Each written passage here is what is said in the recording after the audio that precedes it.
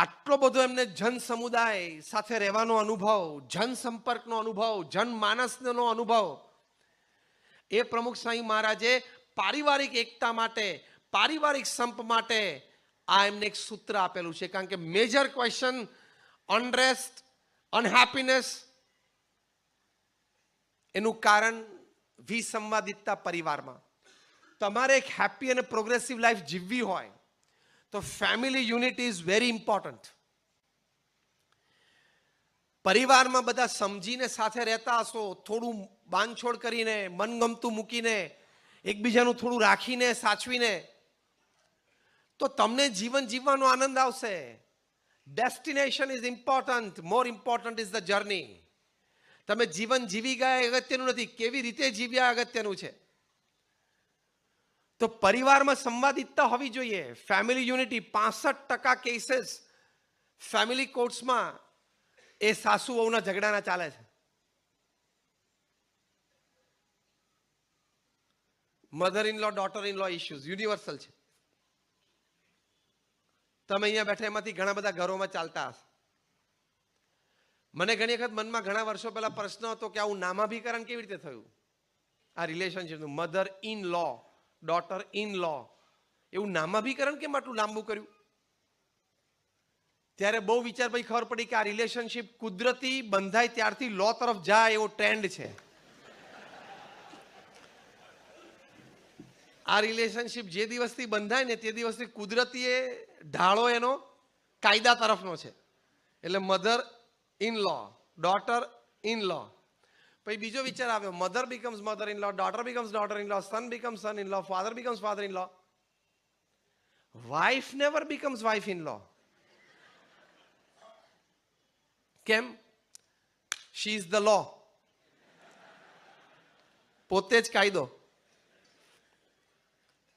Happy life માટે સંવાદિતતા ખૂબ જરૂરી છે. અને એ પરિવારમાં વિસંવાદિતતાનું એક મોટું એપિસેન્ટર આ છે. પ્રમુખ સ્વામી મહારાજ એમના વિશાળ અનુભવ પરથી એક સરસ વાત કરતા, જે પ્રેક્ટિકલી તમારી સાથે હું શેર કરું છું. એકવાર એક વ્યક્તિ, એમને 2 દીકરીના લગ્ન નક્કી થયા, ટ્વિન્સ હતા. બંનેની કંકોત્રી લઈને પ્રમુખ સ્વામી મહારાજ પાસે આવ્યા અને કહ્યું કે સ્વામી, મારી બંને દીકરીઓનું લગ્ન નક્કી થયું છે અને એક જ દિવસે એક જ માંડવે 2 જાન આવશે. અમારી માટે તો બહુ હરખનો પ્રસંગ છે અને બંને કંકોત્રી હું લઈને આવ્યો છું. આપ પ્રસાદી કરી આપો અને આશીર્વાદ આપો મને. એટલે પ્રમુખ સ્વામી મહારાજ એમના હાથમાંથી બંને કંકોત્રી લઈને ભગવાનને ધરાવી, ચાંદલો કર્યો, પુષ્પ મૂક્યા, એમને પાછી આપીને પ્રાર્થનાને આશીર્વાદ આપ્યા કે બંને દીકરીઓ સુખી થાય. પછી પ્રમુખ સ્વામી મહારાજ એમને એક સુંદર વાત કરી. પ્રમુખ સ્વામી મહારાજે કહ્યું, તમારી દીકરીને એટલી સલાહ આપજો કે બેટા, એ ઘર જે તું જાય છે એ ઘર નવું છે, ત્યાં લોકોની રહેણી કહેણી જુદી હોય. કારણ કે અત્યાર સુધી તો એને બૌદ્ધા પરિચય એમના ફિયાન્સ ને હવે એના હસબન્ડ સાથે હોય, પણ હવે ત્યાં લોકો સાથે રહેવાનું છે.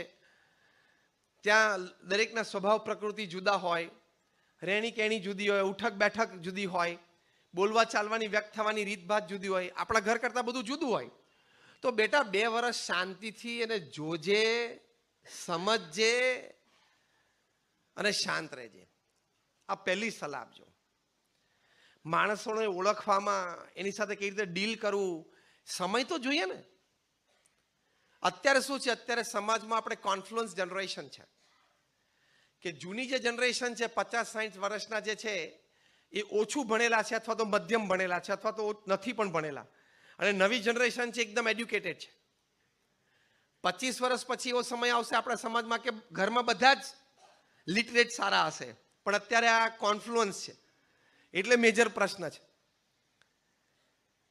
એટલે બિચારા સાસુ હોય એ 5-7 ધોરણ ભણેલા હોય, 10-12 ધોરણ ભણેલા હોય, સામાન્ય કદાચ ગ્રેજ્યુએટ, અને દીકરી છે MBA થઈને આવી ગયો એટલે પહેલે જ દિવસેથી એનું મને, કારણ કે MBA એટલે પાછું મને બધું આવડે, જો ખબર તો છે જ બધાને.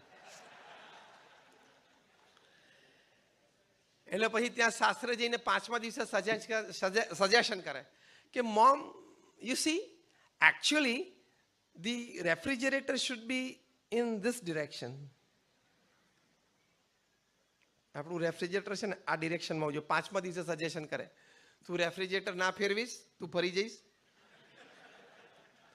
બધાને આ ઘરમાં 8 વર્ષથી રેફ્રિજરેટર ડિરેક્શનમાં ફાવી ગયું છે, હવે તું ફવડાવી દે. શું કરવાનું છે તારે? રેફ્રિજરેટર નહીં ફરે, તારે ફવડાવવાનું છે, બસ આ સલાહ આપજો.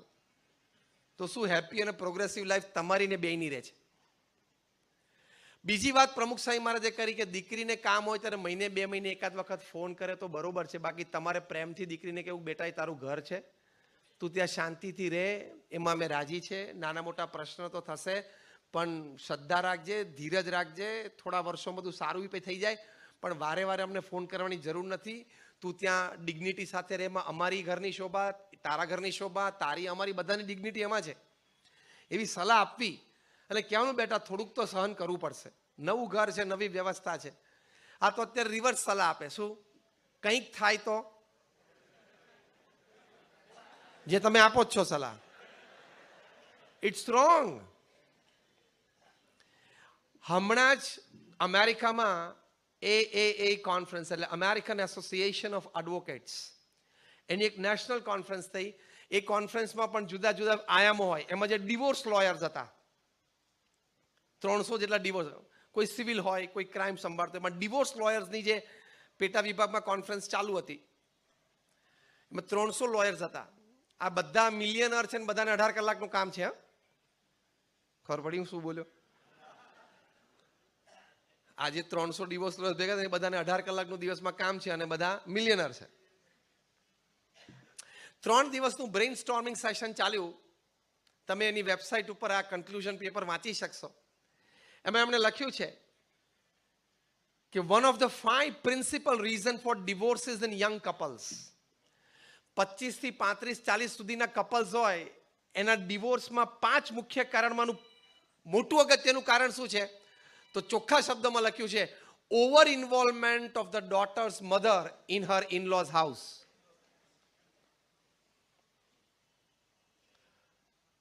કેમ બધા સ્તબ્ધ થઈ ગયા?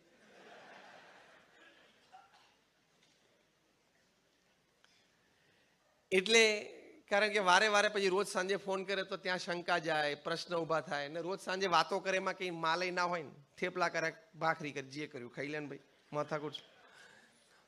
એટલે એ થોડીક સલાહ આપી. બીજી સલાહ પ્રમુખ સ્વામી મહારાજ આપી, દીકરીને કહેવાનું કે હવે તારા મા બાપ છે, અને મા બાપે પણ એમ સાસુ સસરાએ પણ સમજવાનું કે મારી દીકરી છે. અને બહુ જ મોટી સલાહ પ્રમુખ સ્વામી મહારાજે આપી કે કદાચ વડીલો ત્યાં સાસરે ગુસ્સે થઈને કંઈક બોલી જાય તો સામું નહીં બોલવાનું. એ આપણી ખાનદાની છે, એ આપણા સંસ્કાર છે. કદાચ વડીલ તમને ખખડાવતા હોય, ખોટા પણ હોય અને ગેરસમજ પણ હોય, અને તમે સાચા હો તો પણ સામું નહીં બોલવાનું.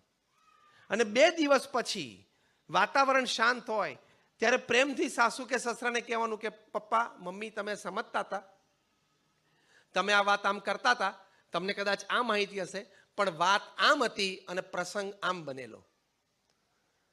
એવું 2 દિવસ પછી કેવું, આપણે કંઈ મૂંગા મોઢે સહન કરવું એવી સલાહ નથી, પણ એક સમયે વડીલોની તો મર્યાદા રાખવાની જ. જો તમે તમારા વડીલો સામે ઊંચા સાથે બોલો તો all your education, all your academics, all your professional degrees goes to ગટર. સંસ્કાર તો મળ્યા નહીં,